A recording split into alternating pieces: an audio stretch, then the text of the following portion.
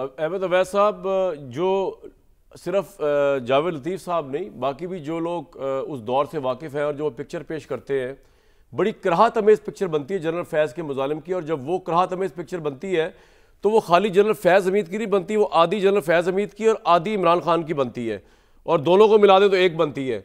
तो आप तो बड़े इंसाफ पसंद आदमी हैं, आपको लगता नहीं कि इस वक्त जो इमरान खान के साथ हो रहा है ये वही हो रहा है जो उन्होंने किसी और के साथ मिलके दूसरों के साथ किया, दूसरों के साथ ज्यादती और जुल्म किया? देखिए, मुझे तो समझ नहीं आई कि आज का प्रोग्राम जो है ये इसमें आपने मुझे किस लिए बुलाया।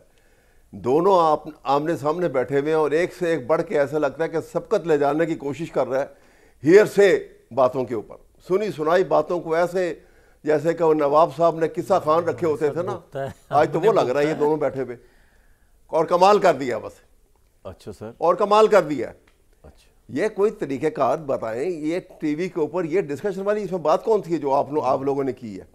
आज कच्चे के डाकू आपने इनको कह दिया, कल कच्चे के डाकू जो हैं वो कोई और इनको कह देगा। क्या कैसी बातें कर रहे हैं? अभी आप मेरे ख्याल में चाहिए तो ये है कि जो नवाज शरीफ ने जो इंडियन टेलीविजन को इंटरव्यू दिया था जिस वक्त वो इक़्तिदार से बाहर थे, और वो इंटरव्यू जो है आप वो भी साथ सुना देते कि इंडिया के टेलीविजन के ऊपर पाकिस्तानी फ़ौज के मुतालिक और जर्नलों के मुतालिक और ईस्ट पाकिस्तान के जंग और उसमें उसका पाकिस्तान का और दो लख्त होना उसके मुतालिक जो वाहियात किस्म की और गंदी ज़ुबान इस्तेमाल की है इमरान खान, ये नवाज शरीफ ने उसके अंदर पाकिस्तान के जर्नलों के मुतालिक, वो भी सुनाएं यहाँ पर। फिर आप कैसी बातें कर रहे हैं? क्या टीवी इस काम के लिए है?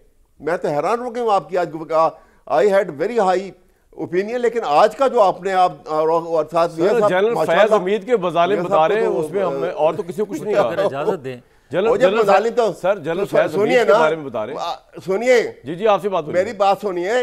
ये सारी देखें, बात सुने, आपने जितनी बातें बताई हैं उसमें 1% भी ऐसी नहीं है जो चश्मदीद हो, सारी हेर से हैं। और ये जनाब मियाँ साहब भी जो बातें कर रहे हैं, आप हेर से के ऊपर तो आप कितनी कहानियां सुना दें, उसी को क्रेडिबिलिटी जो है ना कानून के सामने है ना आवाम के सामने है, क्योंकि आपने सुनी सुनाई बात जो है वो आगे सुना दी।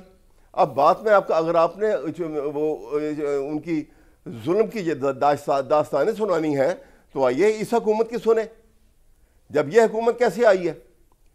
और यहाँ जो गिरफ्तार करके जेलों में जिनको रखा है, जो पीटीआई के जो लीडरशिप थी, और उनके साथ जेल में जो सलूक किया है, जो ख़वातीन के साथ जेल में सलूक किया है, इंसानियत सोच सलूक किया है, उनके कपड़े तक आपने फाड़े हैं इन लोगों ने वहाँ पे जेलों में, और उनसे किस किस्म के उनकी तस्वीरें ली गई हैं, उनको ब्लैकमेल किया गया है।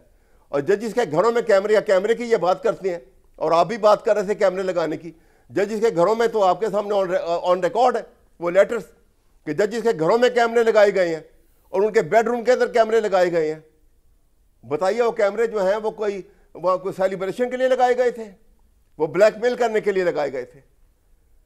और उसके बाद आप देखिए, आप उसके बाद जो सिस्टम देखिए, मेरी बात सुनिए ना, देखें आप बात सुने, ये टीवी प्रोग्राम तो होते हैं डेलिबरेट करते हैं। अब आप हालात हाजरा के ऊपर आप पॉलिटिकल सोल्यूशन निकालने के लिए कोई जो बातें हुई हैं आपसे पूछूं जो आगे होनी है। और जी सर, कम एक साल से आपका मेरा साथ है प्रोग्राम में, एक साल में 354 दिन होते हैं। 354 दिन हमने जो आपको लगता है तहरीक इंसाफ के साथ बुरा हो रहा है, जुल्म हो रहा है, आप उसको बयान करते हैं, हम यहाँ पे सुनवाते हैं।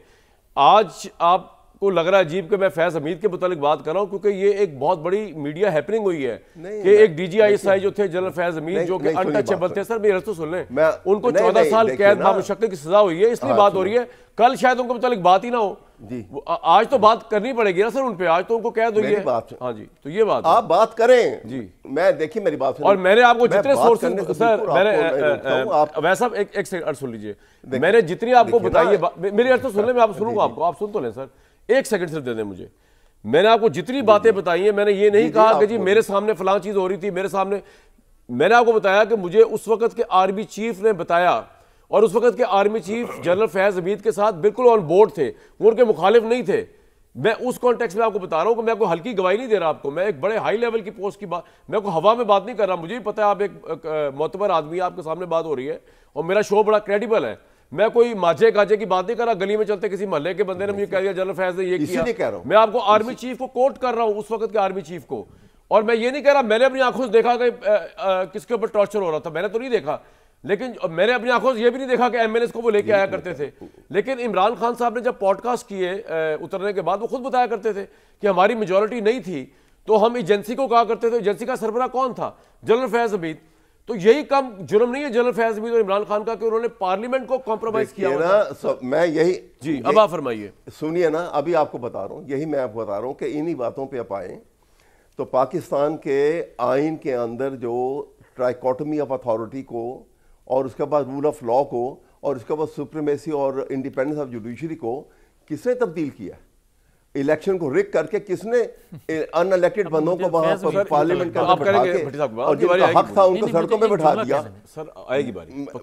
मैं बात कर रहा हूं आपको। देखिए सवाल ये है कि ये सारी क्वेश्चन तो ये है कि हमने तो यहाँ पे टॉक शो नॉर्मली, और मैं आई ऑलवेज आपके इसलिए आता हूं कि आपकी सोच में और आपकी जो यहाँ पे क्रेडिबिलिटी जो है और जो बातचीत होती है बड़ी मैच्योर बात होती है और उसके अंदर एक अगर कोई सटायर भी होती है तो वो इतनी खूबसूरत तरीके के साथ होती है कि आई ऑलवेज। एक्चुअली मीडिया ने बहुत भुगता है जनरल फैज के हाथों, वो आपको क्या बताएं ज़ुख़म हम मैं ये बात कर रहा हूँ कि हमें सर रास्ता निकालना है। सर आपका मैं ये बात करता हूँ हमें कोई रास्ता निकालना है कि ये पाकिस्तान के ट्रैक के ऊपर आ जाए। ये आपकी बात सही है कि रास्ता निकालना, ये मैं कहना चाह रहा हूँ। भट्टी साहब जनरल फैज हमीद तो इस तरह अगर हमें एक को डाकू, आप सही कह रहे हैं सर, हर एक अपना बयान है। डाकू निकल आएगा, कल को पक्का डाकू निकल आएगा। वो मियां जावेद लतीफ का अपना अंदाजे बयान है, हम किसी के अंदाजे बयान को कंट्रोल तो नहीं कर सकते ना। उन्होंने आपके लीडर को तो कुछ नहीं कहा, वो तो जनरल फैज रिटायर्ड हमीद को कच्चे का डाकू कह रहे हैं, आप कह रहे हैं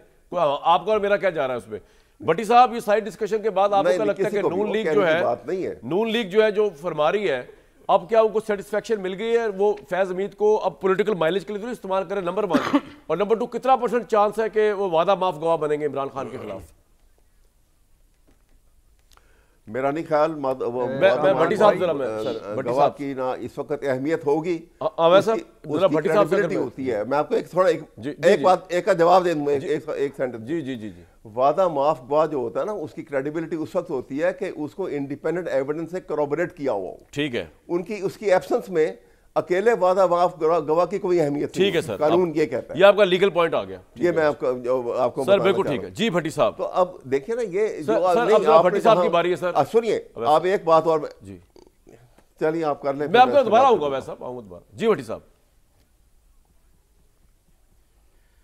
कामरान भाई आपकी नज़र शेर है, पंजाबी के 2 शेर हैं। खिल्लर गए ने ज़ात दे धागे, दुखां भरी हयात दे धागे, गर्दश दे विच आ गए सारे, अज मेरे हालात दे धागे। वाह। बात भाई जवेद लतीफ़ साहब ने कहा, राना सनाउल्लाह साहब, हनीफ अब्बासी साहब, जवेद लतीफ़ साहब, हालांकि मैं हमेशा इनसे एतराज़ करता हूं कि पाकिस्तान खप्पे तो हो सकता है, मरियम खप्पे नहीं हो सकता। लेकिन जो कुछ इनके साथ हुआ या बाकियों के साथ हुआ वो ठीक नहीं हुआ। वो और जो मरियम नवाज़ का होटल का दरवाज़ा टूटा वो भी काबिल मज़म्मत।